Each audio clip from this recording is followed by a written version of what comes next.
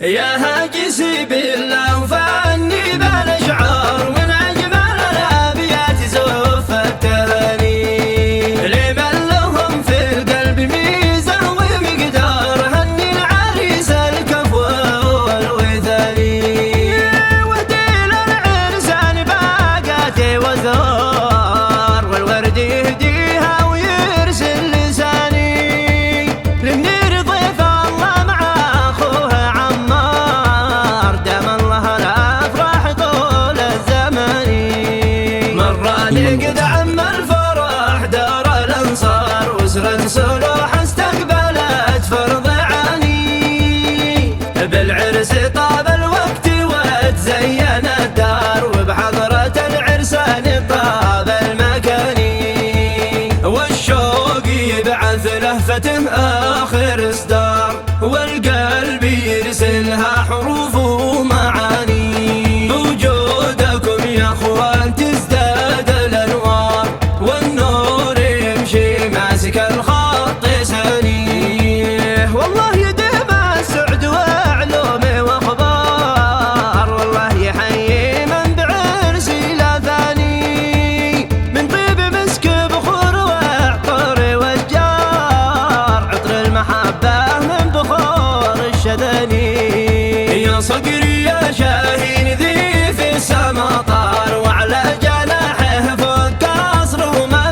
ومباني بلغ جميع الأصدقاء زين الأخبار ونقول إلى الأحباب أغلى المعاني والله يحيي كل من جاوي من زار في عرسنا أجمل وقت وأحلى ثواني